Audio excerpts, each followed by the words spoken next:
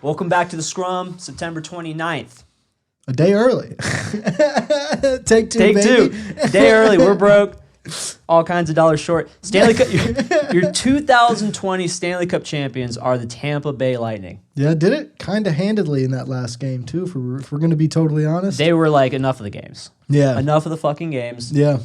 You guys squeaked out by the hair of your nutsacks in 5. Mm-hmm. We're not. This thing's not going to 7. Yeah. I'll be fucked if it goes to 7. Again, there has to have been players on both sides of the bench when they kept the series alive in 5. Like, bro, we're almost home, dude. We were almost fucking home. For real. Man. For real. A couple of those young guys that, like, it still really hasn't set in, that this might be their only shot, that they're like, dude, I'm not trying to be here any longer. Like, let's get the fuck out of here. Warzone I'll be play. back, dude. Yeah, I got Season 6 is coming. Yeah. Dude, I got to get home in time to update the Xbox. Did you see, because there's so many ways to look at it, so many angles to cover.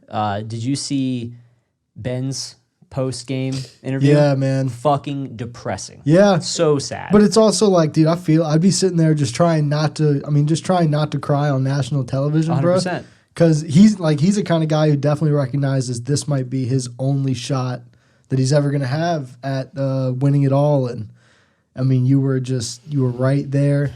It was He said it 2 games away. Oh. Two games, dude.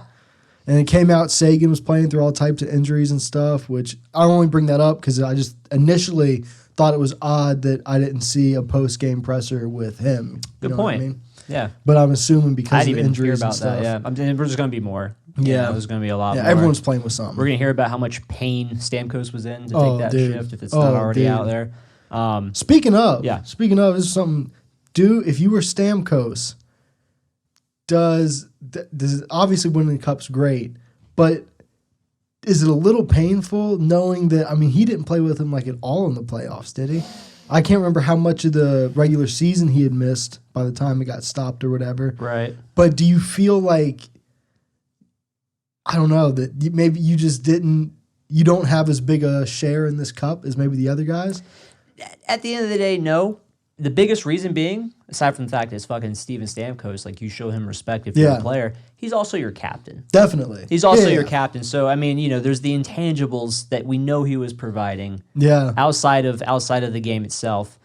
I mean, I think he himself probably doesn't see himself as much of a share. You know what I mean? For the looking inward, the gamer in him. Yeah, and I'm just speaking self-critic that he probably is. Yeah, just like any athlete, most athletes are. I feel like it's good to have confidence, but they're hard on themselves sometimes because they want to constantly improve. And a lot of that goes back to getting talked to down by your pops and stuff like that. Too, right? It all starts back the there, male mind. It is for sure. And I don't think so either. I mean, I'm sure a lot of those guys were out there.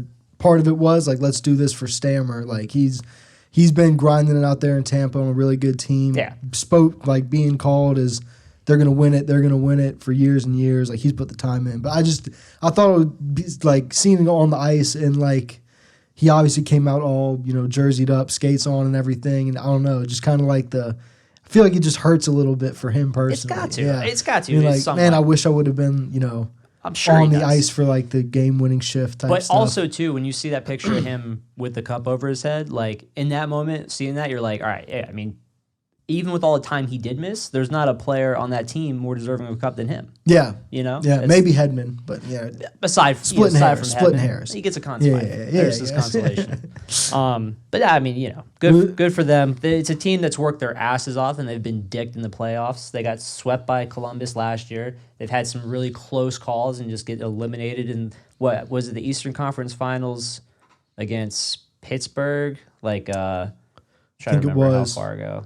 I was still in app, so it was like 17, 18. Yeah, something like that. Some shit like that. But I think that was the last time they were that close again. Yeah. And yeah, I mean they get fucked on. Yeah. They get fucked on, but now they fuck on you. Exactly. It was all worth it. And speaking of fucking on too, yo, what is up with these whiny ass babies on the internet talking about like seeing some IG videos of players. I saw that. Tampa players in the locker room saying, "Yeah, fuck Dallas. They're going home with nothing." Yeah. You know why? Because they're fucking losers. They're fucking big losers. You know what I mean? It's not that doesn't take away at all from how hard they worked or anything. What they do day in and day out as professional athletes, the sacrifice they give to themselves, and then missing time away from their families doesn't take away from any of that. But at the end of the day, they fucking lost, and the winners are happy. The who? The winners are happy about it. Yeah, and also, I mean, that potential 7-game series, the playoffs, like that's a lot of emotional energy. Like it's those guys were out there being like, "Hey man, good shift to the other team." Like in the Stanley Cup final. Here's what you're not going to catch because these are candid moments, candid IG live moments. They're fucking being themselves. You're definitely not going to catch them going, "You know what, guys? This is great and all. We don't deserve this cup. Let's just give it to Dallas." You're not going to get that. Should we go over there and make sure they're okay, dude? I feel great about this, but I feel like they feel bad. Should we? They're staying in the same hotel, so it's rude to party if they can hear. I feel bad for them. Now, low key, that does suck. Like I saw, like how Maroon posted with the back-to-back shit. Yeah. Dallas Stars are like Meek Mill in the hotel when he was with Nicki and Drake was the floor above him. just like playing. Watching it over and over on the timeline, just like, bro. You're there, dude. You're just hearing him fucking play all sorts of music. Back to back over and over. Oh, man. Damn, dude. I mean, yeah, for sure. But it's a real thing. I don't hate Tampa for being like, dude, fuck them. You know what? I'm sure all sorts of vile shit was said on the ice between the teams the whole series. Nothing, like I said, they weren't exchanging actual pleasantries. Like it was. It is what it is. It's a competition. Yeah, they still respect each other. I don't think anyone in Dallas is like, man, losing the cup sucked, but what really hurt? Did you hear what they said about us? It's literally the same shit. It's the same shit with the Uber shit.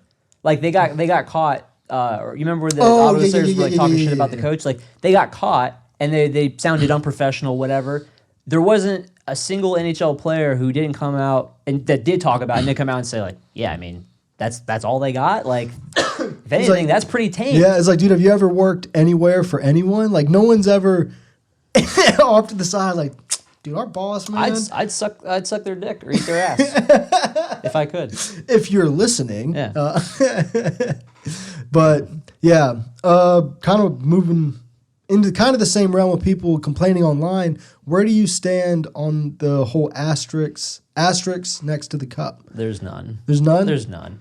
There's none. Maybe like if a bunch of other fucked up things happen, like if they had to cancel games because players were testing positive. Yeah. If I guess just more illness related things happen, more pandemic things weighed on the whole thing. They got the bubble in place. They constantly publicized the numbers of tests they administered. All came back negative apparently. You're proving it, right? You're proving the success day in and day out. No asterisk. Yeah, and I mean, it's got to be the most level playing field that there's been for the Stanley Cup, right? In the sense that, I mean, everyone's same place. No one's getting more or less rest. There's no home field advantage. The injuries, I think maybe there's an argument there for all that time off, and they essentially, I mean, they got a week of games. Right, because not everybody's built the same for that conditioning. Yeah, to jump right into, I mean, high-intensity playoff play. And you saw Dallas did have quite a few injuries. But again, I mean... Playoffs are like that anyway. Yeah, playoffs are like that anyway. Tampa didn't have Stamkos, and if it's any other team but Tampa, that makes a gigantic difference. Yeah. They're just so fucking deep, it doesn't matter. Yeah. But... Yeah, I don't think there's an asterisk either. No asterisk. And if there's a few people, just online trolls trying to give it, fuck you guys, man. You let them have it. Yeah. Why would you not let them have it? Yeah. And besides, the Hurricanes, the Hurricanes won after the Lightning won in 2004. There was no cup given in 2005, but, we were the next team to win a Stanley Cup technically. So. And a lot of people say we were the worst Stanley Cup team, just kind of on that same, but it's like, fuck you, dude, we got it. Well, we were the worst team to win a cup. We were a bad team and won one. Yeah, like historically, I just see a lot of people talk about seed? that. Were they? Because I remember I don't think we were first. I'm pretty sure the story was we were first place seed, or maybe it was just that Edmonton was in 8th place, and that was the thing for them. They were clawing back from an 8th place seed to the Stanley Cup final. But I feel like that was that David Goliath story. Was that we were first and they were 8th. Yeah, in the Stanley Cup, and that could have that. Yeah. Either way, Tampa fucking earned it. Yeah. And all you internet trolls, shut the fuck up. Yeah, fuck the haters. Like, fuck the haters, dude. Listen, I'm just glad hockey. To be honest, I'm just glad it's over. Yeah, low key. And now, it was stressful. And it was stressful. And you see a lot of the quotes coming out, after it's all done.